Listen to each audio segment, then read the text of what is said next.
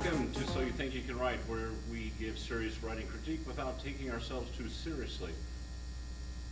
My name is Lindsay, and with me here today is Melinda Carroll, Janette, Rallison, Torsha Baker. Booher, and this episode is brought to you today by Writers Clearinghouse. Visit writerch.com for more information about how to get your work published with their help. Okay, and today we are at the Tempe Library with doing the annual Ready, Set, Write mini conference, getting ready for NaNoWriMo, and we do have a live audience. All right, so we have encouraged them to clap, cheer, or boo, depending on whether they agree with us. So you may hear some of that as we go on. I may not speak this time. Yeah. Throw things. Okay, so today, and the way this works, as always, is we are going to have someone read, which will be Janette. And if the rest of us think that as an agent or editor, they would reject the manuscript, we will hit the buzzers of abusing power. Okay, Janette. All right. Slowing down, Sienna rounded the bend into the resort entrance. A pale golden light from the majestic old hotel permeated the snow-dusted parking lot in front of her. It was the last week of April, which was late for snow, but it made for a magical welcome to their new home. Sienna gently pressed the brakes as she breathed in and exhaled slowly. So much had led up to this day, an unexpected job lead, a few weeks of negotiating. Okay, so we have telling.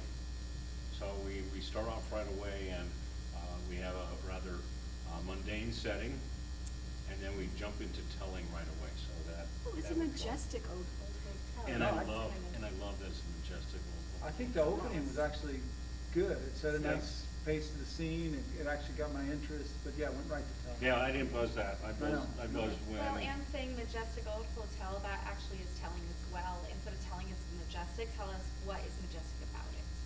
So that might dig a little deeper. Although Randy is usually, he's the one who's always pointing out that people have left out setting, and I am often guilty of leaving out setting, and I sometimes hear Randy's voice in my mind telling me to leave out setting, so, she And did you actually that. did Okay, that but totally. I didn't buzz it for this for Okay. setting. I love that part of it. Okay. Is the getting to the telling. rather than- Okay. All right, so. Keep going. All right, unexpected job lead, a couple months of planning and preparing. Life was about to change for her and Liam. She glanced over at his sleeping form, huddled up for warmth, exhausted from saying goodbye to the few friends he'd made at their most recent 2-year stint. Liam, Sienna whispered, nudging his shoulder gently. It's time to wake up, sweetie. We're finally here. Liam moaned softly and cuddled into the threadbare Spider-Man blanket left over from earlier years. His honey-colored hair and light olive skin were a remnant of the charmingly handsome but unfortunately uncommitted man she'd been married to for 3 short years. While in her late 20s. All right, so it's more of the same, I think. I think part of the problem is this is a lot of setup, and you don't have to give this much away right then.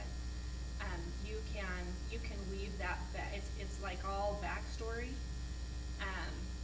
and I think it's probably pivotal to the plot. But it all that you really need at this moment is, as the reader, to be engaged, is you need the setting, which is a cool setting. You need to know that she's anxious about it and that it signifies something important happening in her life.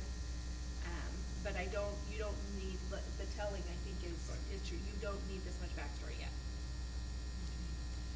Liam's eyes flared open slowly. We're finally here, he asked, raising his head up to see out the window.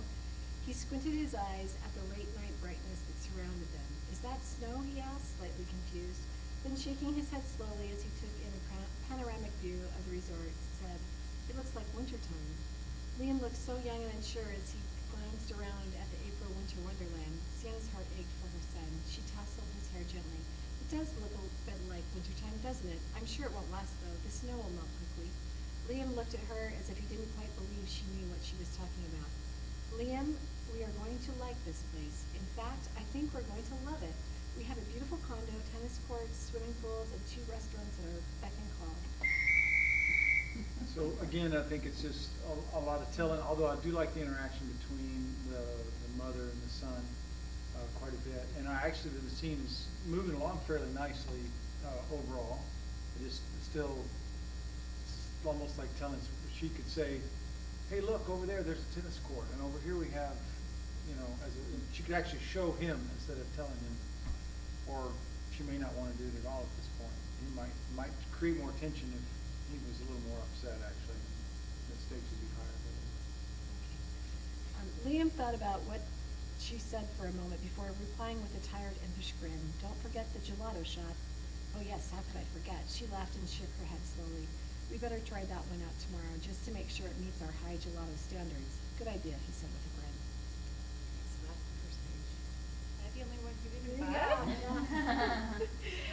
Go ahead, you can go first, because you didn't buzz. Okay, so here's the thing, they buzzed for things that I thought about, but I was like, no, I'm not gonna buzz on it, because I wanna see where this is going.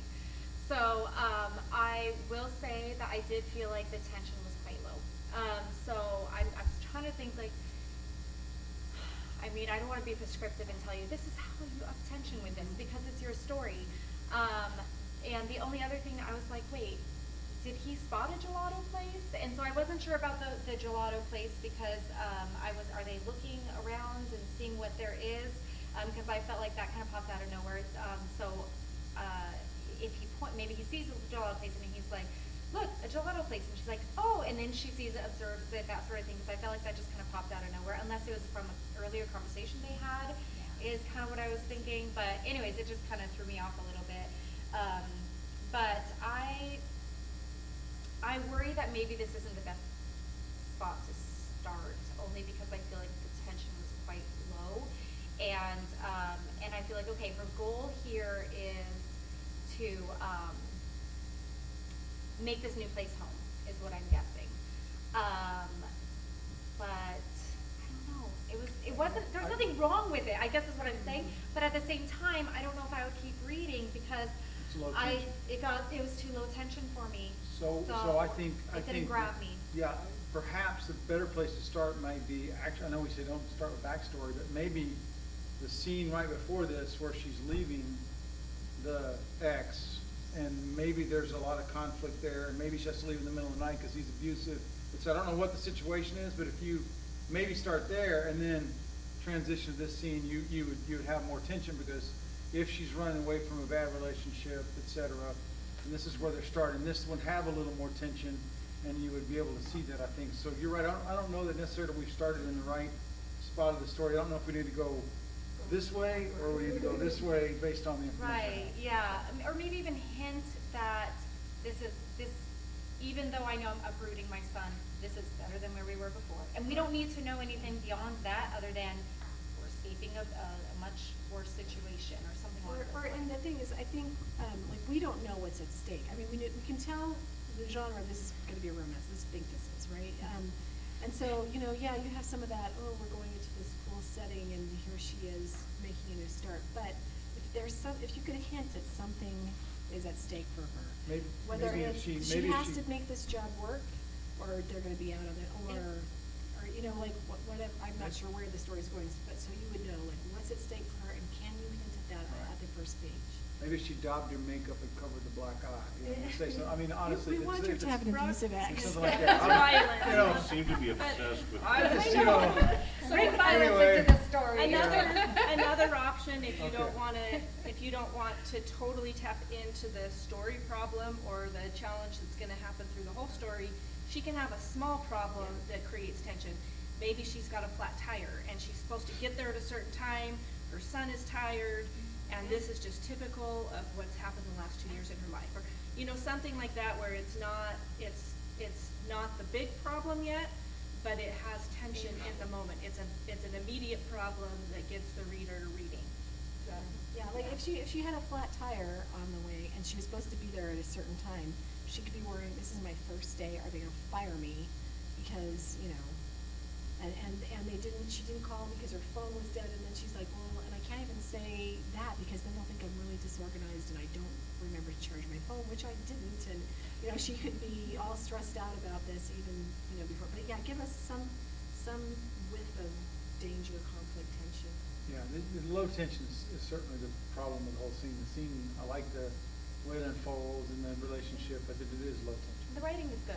I just want to put that out there Yep. too. So that's why I didn't buzz it. Like I didn't feel like there's anything majorly technical wrong with it. So. Although I did, maybe, did we have two people slowly shaking their head? What to say in this first page, like? Yeah.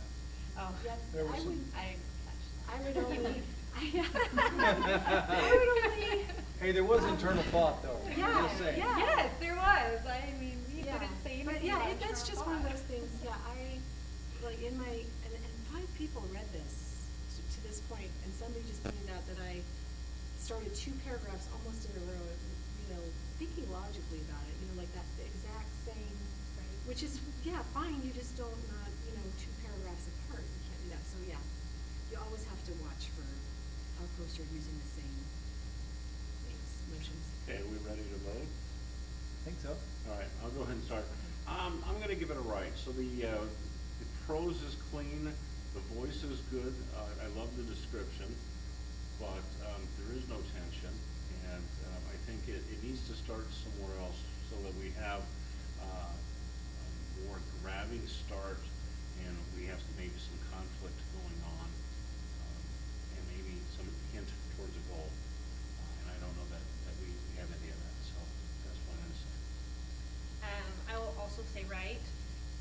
I agree with Randy, and I do want to say though that it's very clear the relationship the mom has for her son. It's very clear that she's invested in his well-being, and that she's hopeful that this change will be for the better. So you do a really good job with that. I think the biggest thing is the low tension. The quality of the writing is good. Yeah, and I would give it a right plus, Mhm. because I can't commit to one instruction. If she didn't have a buzz, if she gets this, Yeah, because I think, it's not necessarily that you need to rewrite the whole scene, but just somehow introduce some sort of tension or stakes or something. It's a haunted mansion. The Shining. Yeah, I agree with Janette. Actually, those were kind of my same thoughts, is that I don't know that you have to completely rewrite it, but bring something in to up those stakes and tension, yeah. I'm also gonna give it a right. I think I enjoyed the scene, I enjoyed the relationship, there's a lot of good to that, and I don't think it's like, you just need to rip this all apart and start over again, but, just polish it, figure out whether, you wanna start to the left or to the right in the timeline, might help with this scene a little bit, but, I'll give it a right, but I thought it was some good writing. Okay, there we go. So do you think we got that correct, or did we not get it correct, or? Any show of hands in the audience out there? Yeah. They all agree with us, every single one. Yeah. They're nodding, you can't see it, but they're nodding. I think they're just Enthusiastically. afraid that we'll buzz them if they. Yeah. Anybody got anything to say? Go ahead. I'm waiting. That's okay. Okay, and so until next time, get ready. Set. Right. All right, I hope you guys enjoyed the episode. And don't forget that we have a new sponsor this year. Our friend Ben Grange with Writers Clearinghouse is offering all the prize support for this year. And the winner each month will get a first 10-page manuscript evaluation for free. Yep, and then the winner of the full year is going to get a full manuscript critique. Wow. From agents and editors, guys. These are top guys. That have worked in the industry and really know their stuff. I mean, that's big. Okay, and then you can find out more about Ben Grange and the Writers Clearinghouse at www.writersch, as in clearinghouse, writersclearinghouse.com.